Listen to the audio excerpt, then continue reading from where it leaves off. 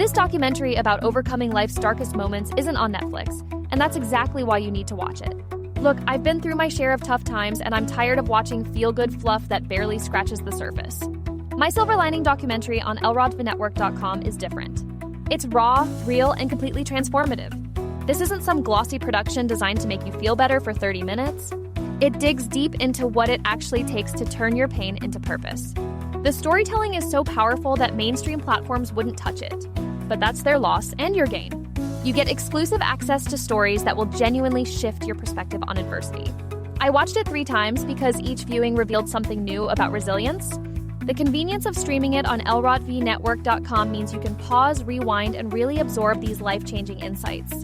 Don't settle for surface-level inspiration when you can access something that actually moves the needle. Head to lrodvnetwork.com right now and discover the documentary everyone's missing.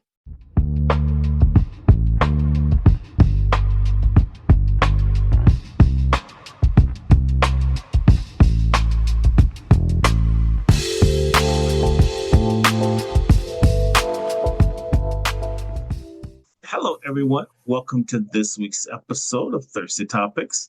Hey, Meryl. Hey. How are you doing today?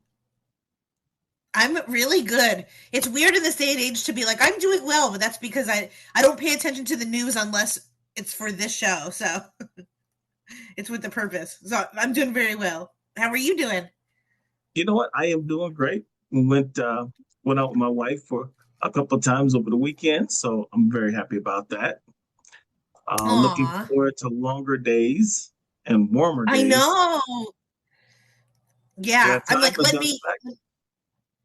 Oh, go ahead. Oh, I'm sorry. I was just going to say, I'm like, I will wake up an hour earlier and be more tired if it means that it starts getting sunny at like 6 a.m. There you go. I'm looking forward to it getting dark much later now. Yeah, me too. Alrighty. Well, I'm going to go ahead and rip the Band-Aid off right now and talk about the thing that is really much the world is talking about right now, and that is the United States and Israel bombing Iran. Really did not think we'd be talking about this subject, but it is what it is. So based on the latest, Trump on Iran, President Donald Trump told CNN's Jake Tapper the big wave is yet to come in the war with Iran. In separate remarks, Trump said Iran ignored his warnings over its nuclear program, and he did not rule out sending U.S. troops to Iran if necessary. One of the things that happened, of course, is that the leader over in Iran was killed as a result of the strikes. And also, Iran has retaliated back, aiming at U.S. sites along its borders and in neighboring countries. As of today, as of right now, 4 U.S. soldiers have lost their life as a result of this conflict. So from the Pentagon briefs from the press, U.S. Defense Secretary Pete Hegseth called on Iranians to take advantage of the opportunity for a regime change, even as he said the war was not about ousting the government in Tehran. Israel and Hezbollah are trading blows as the conflict widens.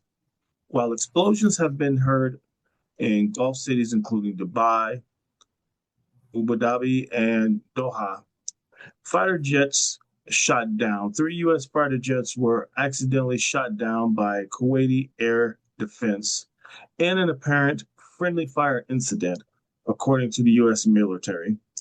All crews are in stable condition. Global shockwaves.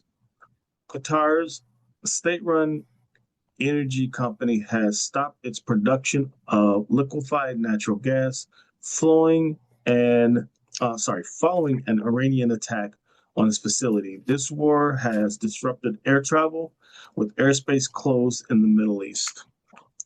That's a lot to unpack. Yeah. I mean, it's so scary, and of course, we're worried about like sleeper cell people here, and how it would directly affect. I don't even know if you mentioned this. You might have already mentioned it when you were saying things, but there was like a shooting in Austin that I'm sure we'll talk about at some point. But they were thinking that it was related. I'm sure we'll get into that, but like, yeah, just obviously it's scary. Of course, it's very like nuanced too, because once again, like I feel like my perspective is a very privileged Westerner, where it's like I don't know what it's like to live in Iran. I don't know. Obviously, like some of the people are probably relieved about their leader is not great, but it's like the way that this is happening is not great, I think, for any country. And I hate war in general. I know sometimes over history it's been necessary, but this type of stuff. I felt this way with the Israel and Palestine stuff too. It's like it's just so like to me, no civilians at all should die in any way. And it just seems like so annoying that we're fighting over religion and land in 2026. Yeah, that's true. I mean, there have been reports that the regime there has been very brutal, and a lot of people are celebrating Mm-hmm. his death. Um, like I said, I never want to celebrate anyone losing their life. Even people that probably deserve it. But the one thing Mm-hmm. that's scary to me is that while we're taking a look at what's going on, it's the unknowns. In other words, Yeah. how long is this going to be? Is this going to be a few weeks, a few months, or are we in store for another full-blown war that lasts for years? That's the one thing we don't know. The other thing we don't know, and you made a great point about it, is the effects of sleepers waking up in the United States and other places around the world to harm Americans. Um, there's a lot of unknowns with this situation, and I just think that people need to be really careful and be vigilant, pay attention to your surroundings, and I don't know. I mean, I really don't know how to comment on this one way or the other, Merle. What do you think? I know. I think this kind of stuff is tough too, because it's like we have our opinions, but there's so much stuff we don't know. There's like our government involvement that we probably don't know once again, and it's so hard. Like I've never even been to the Middle East, so for me to even like have an opinion about how they should feel or how we should feel about it is just so like I feel like that's such like a stupid, ignorant, like kind of Western, American way to feel. I just think about like before, I think you mentioned too that they were hitting neighboring countries, and it's like watching people on vacation in Dubai and their hotel just watching bombs go by and like targeting innocent people. I think is just such a bad, obviously a sad thing for all sides. Yeah, I mean, the administration did acknowledge that. Unfortunately, there's probably going to be um, more casualties as a result of this conflict.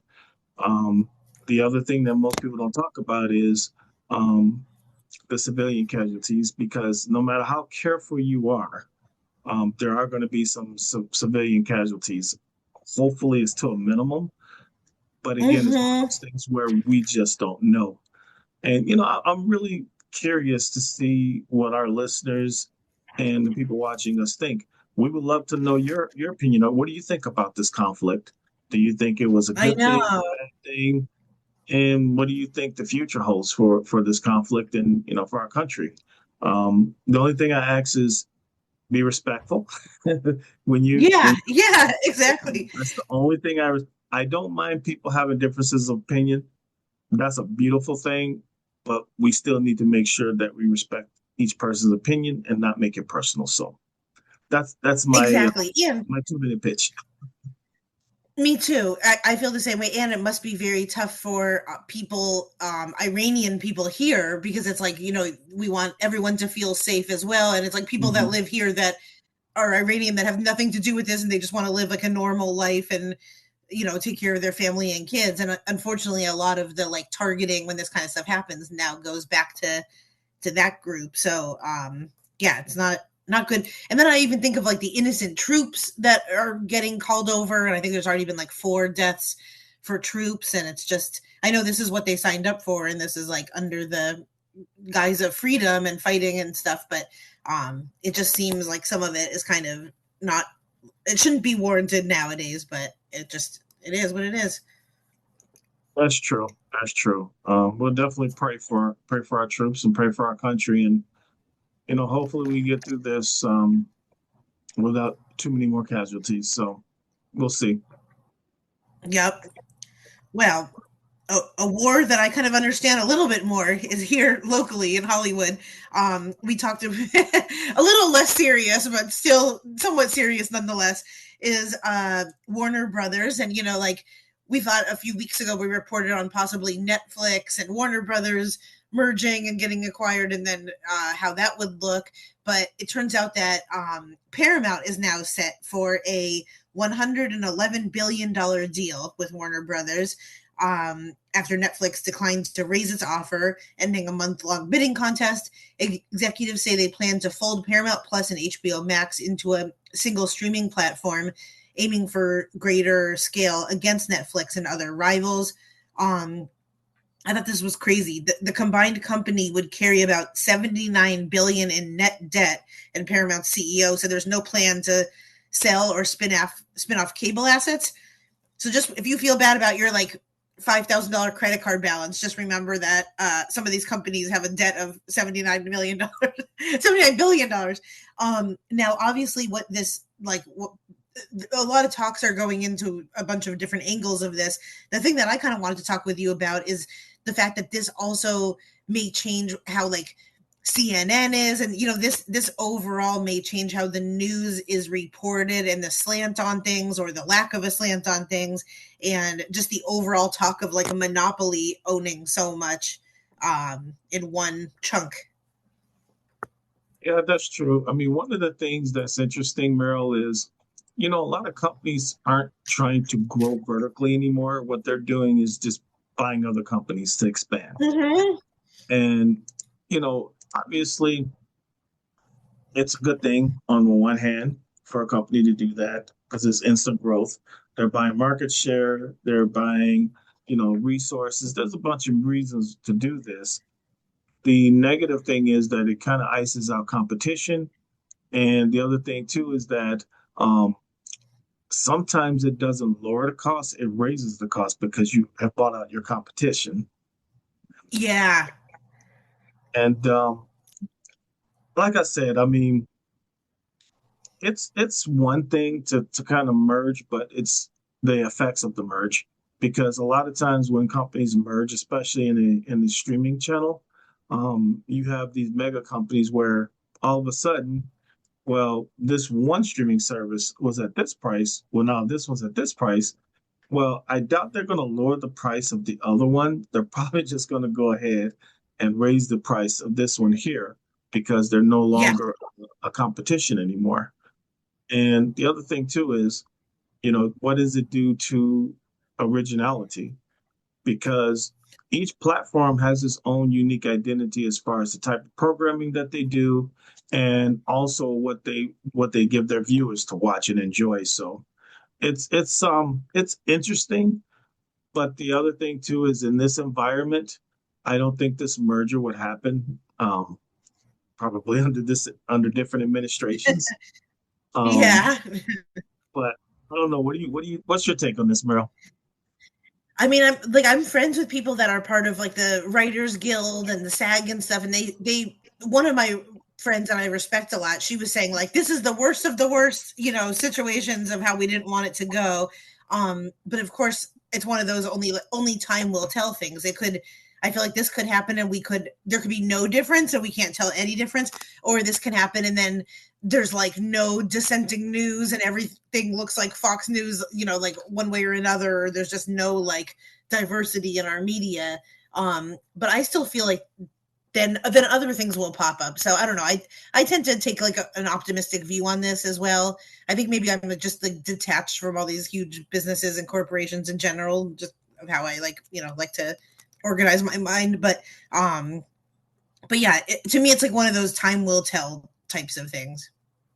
Do you think it's a good idea for big streaming networks to merge like this?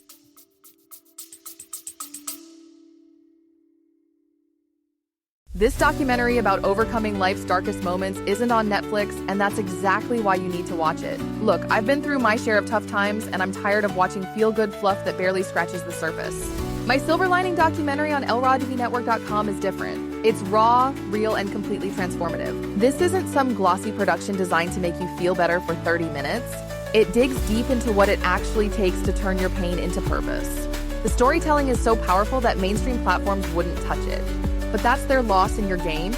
You get exclusive access to stories that will genuinely shift your perspective on adversity. I watched it 3 times because each viewing revealed something new about resilience.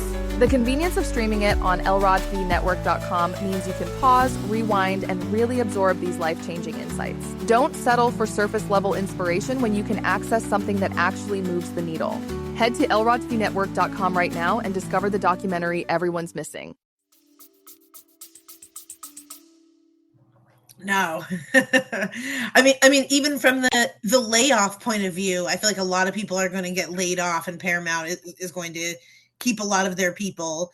And of course, like I see it here too, between like this writer's strike and COVID and everything. My friends in the industry are just like literally hanging by a thread of like their jobs. So I feel like I hope this doesn't come and kind of wipe away a next round of them. It's true. Because one of the dangers about this merger is there is going to be some possible overlap, Yeah. As far as the content itself, maybe not as much, but when it comes to the back office, there's going to be some things where they may say, well, we don't need 2 of this type of department, 2 of this. We can either Exactly. merge 2 or just get rid of one altogether. And then it also comes to the fact of are they positioning themselves to kind of go deeper into AI as well too? So it kind of poses some questions that we don't really know the answer to, but it's going to be interesting to see what happens to their lineup, to see if they're going to still run the way they're going now with the way you understand those networks to be, or are they going to change the whole view to be more of a uniform? Yeah. I know. I keep saying only time will tell. We'll see. I live right by Warner Brothers Studio, so I'll do some boots on the ground journalism there. Oh, there you go. You just walk up. Hey, I'd like to speak to the CEO. Exactly. It's like in Legally Blonde, where I'm like, could I just talk to the president, or like, I would like to ask exactly his opinion. There you go. My next story is another story, and I just hate to be the bearer of bad news today, but as everyone is well aware, Martin Short's daughter has died by suicide. Martin Short's daughter, her name is Catherine Short, was 42 years old. Martin Short's daughter has taken her own life, as confirmed by several media outlets, including TMZ. The 42-year-old died from a self-inflicted gunshot wound, law enforcement sources have told TMZ.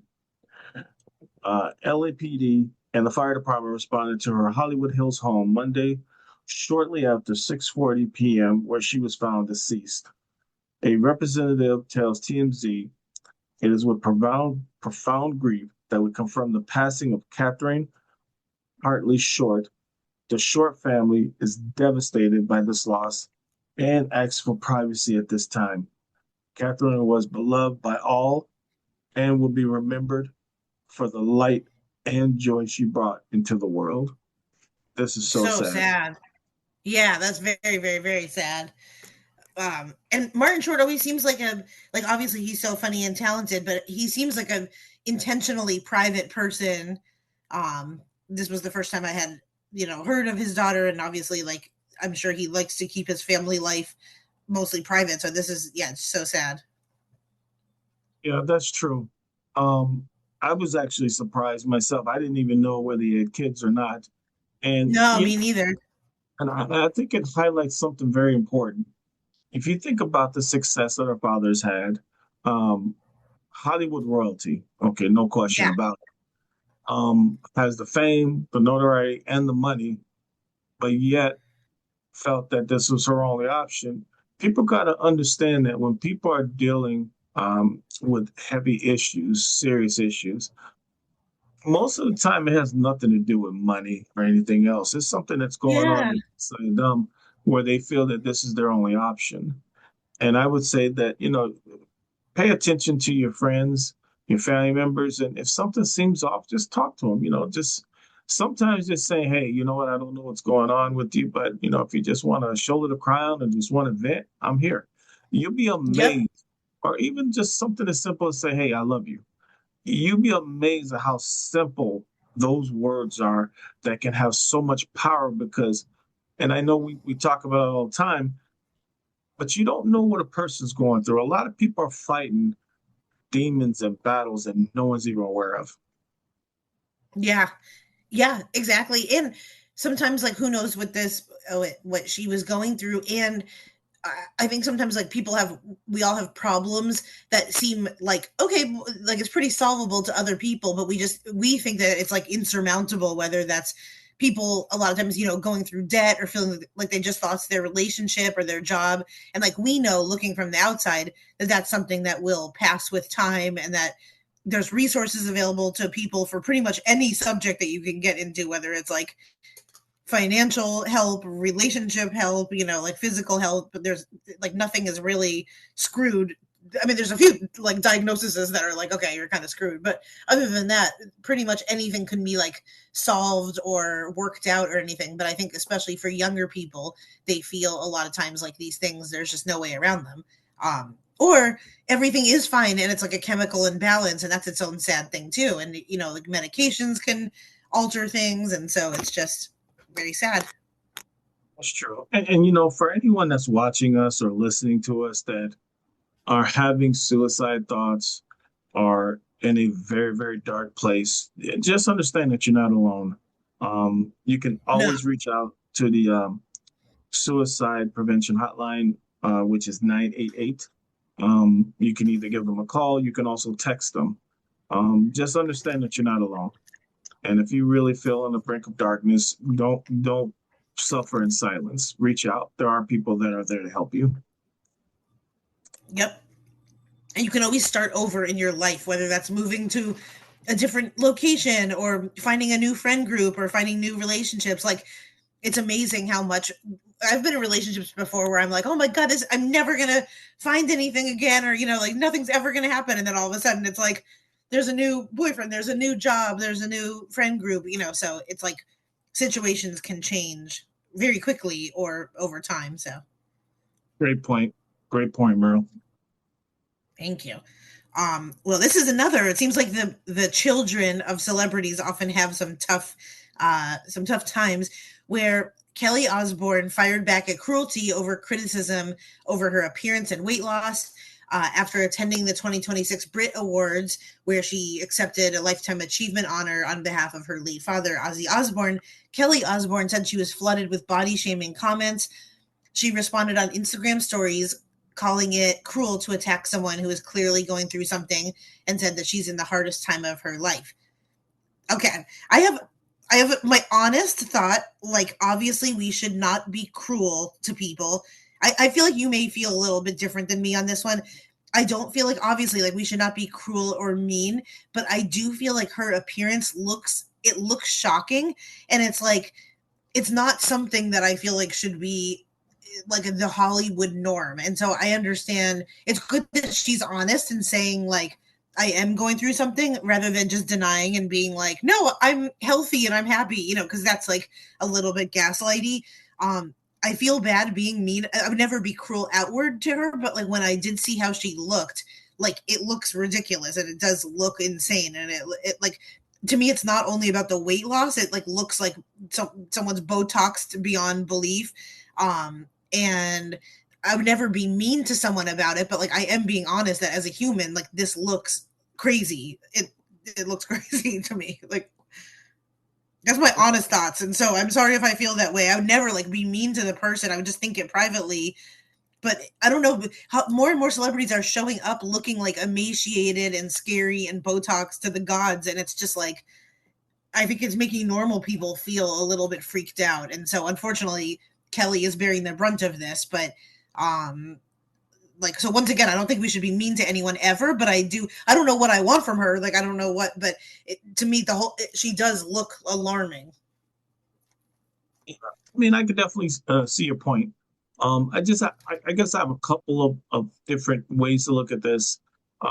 Like for one, for whatever reason, you know, weight loss has always been a thing in Hollywood. That's nothing new, but it seems Yeah. like it's going to the extreme these days. uh, with some people Yes. looking totally different with the amount of weight that they've lost. Whether they've been exercising, whether it's with a weight supplement. We don't know. That's up to them.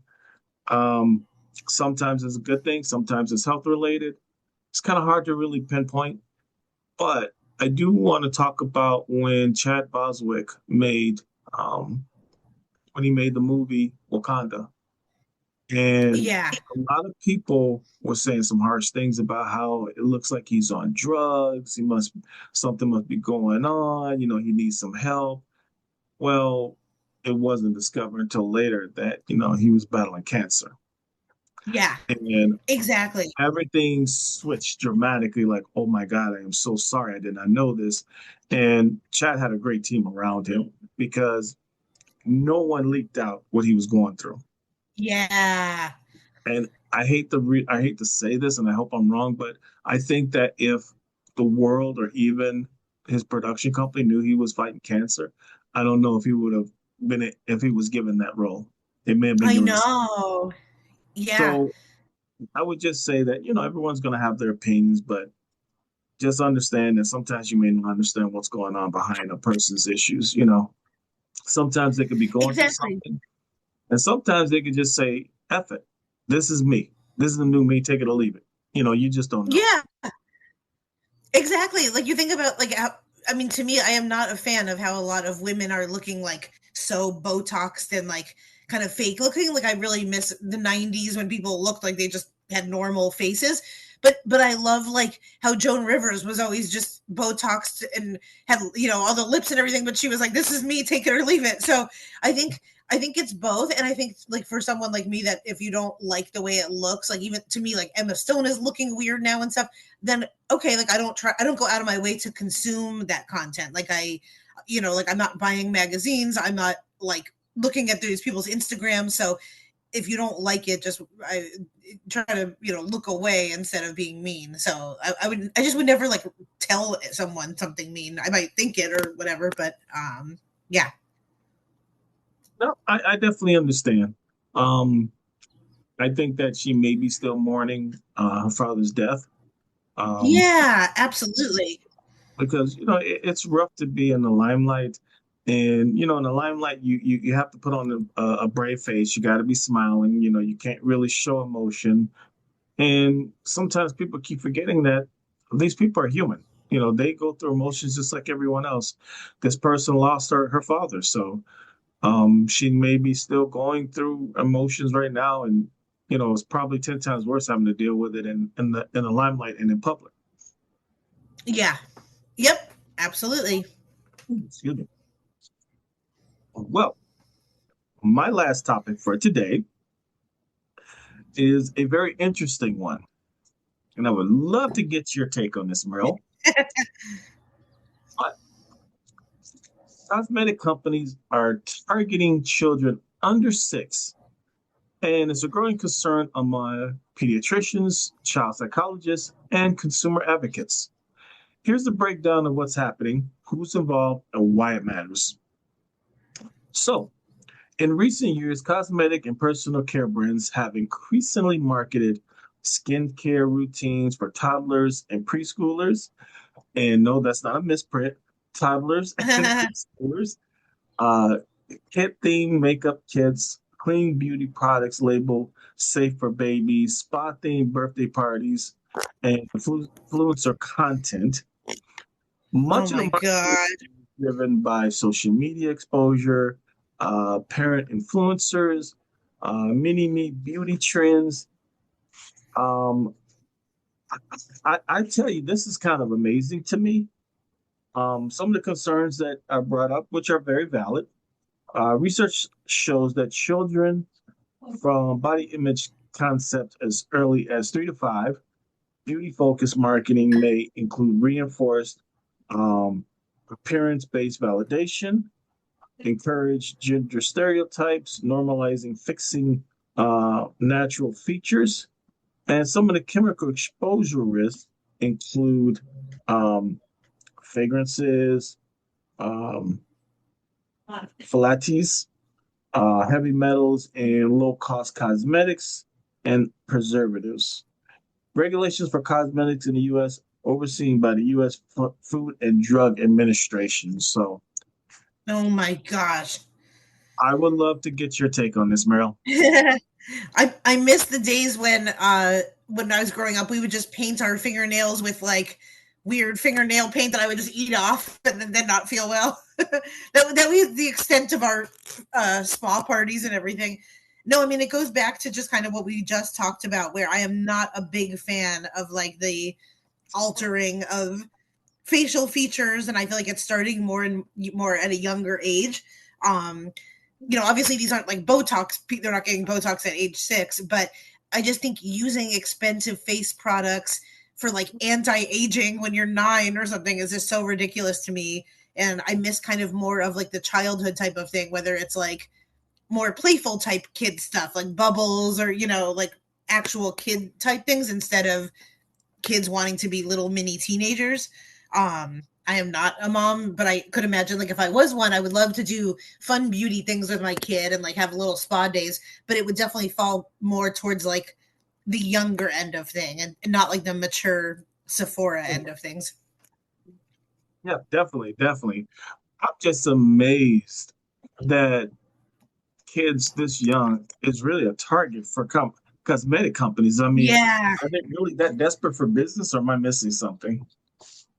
Yeah. And I think it's just the whole industry. Like they want to get them thinking about anti-wrinkles and like, I've seen like kids that are 16 and 17 that are doing the same products that like 45-year-olds are doing, or, like anti-aging and everything. So, I mean, of course, like little girls and little boys are like going to want to do, if it's a birthday party, like maybe they want to dress up or have like glitter in their hair or something like that. But I think it's becoming more like cosmopolitan and less kiddish. So I vote for like kids to stay their age as long as possible. I mean, would you be comfortable with your daughter at 6 years old, you know, wearing makeup and doing spa treatments No, and other stuff? no, maybe like growing up, we had chapstick that was root beer flavored, like you know that type of stuff where it's like the kissing coolers, or they had like chapstick. So I feel like very kid type things I think is great, and I like, of course, like I wanted to practice with my grandma's blush, and like you're kind of mesmerized by like older women's makeup when you're younger and you want to try it on and everything. But to me, that's like a luxury that should be done supervised, not like I don't know. I don't really see like a 6-year-old having her own like real adult makeup station. To me, it should still be kiddish. Yeah, I think that I know for me, I would not be comfortable with that at all. And I think Yeah. the other thing that we kind of forget too is, you know, it's hard enough being a young adult, having to worry about peer pressure, having to worry about, do I look good enough? Do I need to look like so and so? To me, that can, in a negative way, enforce those bad habits. And with some girls dealing with image issues as it is, I think this is just going to make it worse. And I could be wrong. I could be 1,000% wrong, but I don't see No, how I this think you're so can help right. anyone's self-esteem. Yeah, no, it's always going to make you feel like I feel bad sometimes that I can't keep up with like new mascara and new perfumes and new makeup all the time. Like I think it's a lot of money and time to keep up with like the latest trends and brands and everything. So I also feel for parents because this is going to make things more expensive once you kind of open up that monster. That is so true. That is so, so true. So I don't know. I just hope that this trend kind of breaks off because I think, 6 years old, toddlers, I think that's way too young. Way, way. Yeah, me too. And if anything, it's like pretend makeup, like little pretend blush or like made for kids and, you know, extra sensitive things is That's good. true. But That is so true. well, my last one is cray cray. A California couple took a surveillance video that showed their roommate wearing a gas mask and hoodie while allegedly spraying a substance around their kitchen onto groceries and appliances. So basically, they weren't feeling well, and their suspicions escalated after a visit where blood work suggested possible poisoning. Then they set up the cameras, and they police arrested Timothy Bradbury, age 42, and he was booked on a poisoning related charge. The video is crazy. He's wearing a gas mask and he's spraying everything, including like pantry items, the coffee pot. They weren't sure at first if it was like rat poison or wasp spray, but obviously, like they weren't feeling well. They were both sick, and I think this is just so scary. And of course, like I get DoorDash and Uber Eats every now and then, and if I think about it too much, I'm like, no, I don't want anyone near my food. So. And every now and then, I've been with my boyfriend for 12 years, and every now and then I'm like, you're not putting rat poison drops into my coffee, are you? Like, okay. You know the crazy thing, Meryl? I saw that video multiple times, and I just got one question. What the hell did they do to him to make him want to do that? I know. Exactly. And like, how did he think it's going to end? Because also a simple blood work test can like very easily a lot of times tell you about these kind of traceable poisons. Like, if anything, there's undetectable ones that you can probably look up, but this is just crazy. And the fact that he puts on like a full on gas mask to do it is like, that's really scary. And to me, that's like attempted murder. Yes. And you know the crazy thing, Meryl? He wasn't in any kind of hurry. I mean, he was taking his time. He was making sure he didn't miss anything. It's like, wow, I mean, what did they do to you? I mean, I'm just... Exactly. Or just move out. This isn't your spouse of like 19 years that you're trapped with. Just get a new apartment. Yes, that's true. But wow, that was an incredible video to watch. And I literally had to watch it several times to see if it was real. And it was definitely real. Yeah. Wow.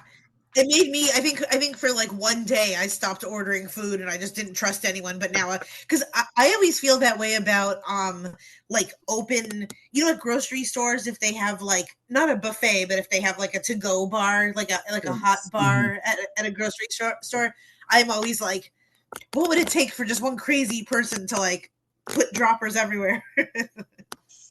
Yeah, that is scary. I mean, to me, if I go to a salad bar or a buffet or whatever, I do pay attention to where it's at. The reason being is that Yeah, I want a place where I know that there's a lot of staff around that bar me too. to watch it because you know, unfortunately, there are some people that do stupid stuff. You know. Exactly, that are just evil or in this case vindictive for whatever reason. But I'm glad they caught him, and that's also I'm glad. It's always one of those things that like if you suspect something, go get it checked out. Like don't say no for an answer, because I'm sure people told them, oh no, you're crazy, like your roommate would never do this. And then so it's like I'm in favor of setting up the camera and trying to, you know, find stuff out. Yeah, I would just say, obviously, in this times where you know things are so expensive, I get it why people get roommates, but if you can afford it, don't get a roommate. Just Yeah. place. Oh my gosh. If you're not in a committed relationship with this person, think about it. You know what I mean? Yeah. It's a whole separate, literally one day when we do like a fun, just personal podcast that we can, Jack and I had a roommate one time and she had definitely had an issue with alcohol. And one time I came downstairs and she wasn't wearing any pants and she was eating my last slice of pizza. Wow. Okay. It was as if like it's like you can't write this kind of stuff who she was. And so anyway, I hope she's gotten the help she needs, but I don't even know if she was like intelligent enough to spray to like get the poison to poison us, but it was okay. Something told me after that incident she wasn't there any longer. No, definitely not. And I'm telling her, and she was crying while wearing no pants, and it was just. Hey, all right now. Oh. Another reason why you don't get roommates when you have a relationship, but Exactly. It's not worth it. Just get a second job and just pay the mortgage that way. Well, Meryl, what do you have coming up? Okay, I'm going to promote something far away because, I mean, in every aspect, location and time, in case we have people. Wednesday, May 13th, I know I will be in Minneapolis, which is very exciting, at a comedy festival called Loons on the Lake. And yeah, so if we have any Minneapolis people, come hang out with me Wednesday, May 13th. Sounds like a lot of fun. So, hey, mark it on your calendars. Meryl's giving you plenty of time to get over there. And I'm quite sure she'll mention it again beforehand. So, every minute. So, yeah, any of our Minneapolis peeps, come on out. Well, everyone, thank you so much for watching and listening to us. We really appreciate your support. And we also do appreciate your comments that you leave on there. And, any comments that you want to tell us about our show, maybe some suggestions or some ideas, definitely feel free to share that with us on any of our social media platforms. Well, everyone, enjoy the rest of your day. I'm Lawrence Elrod. And I'm Meryl Climo. Take care, everyone. Bye-bye. Bye-bye. Thank you.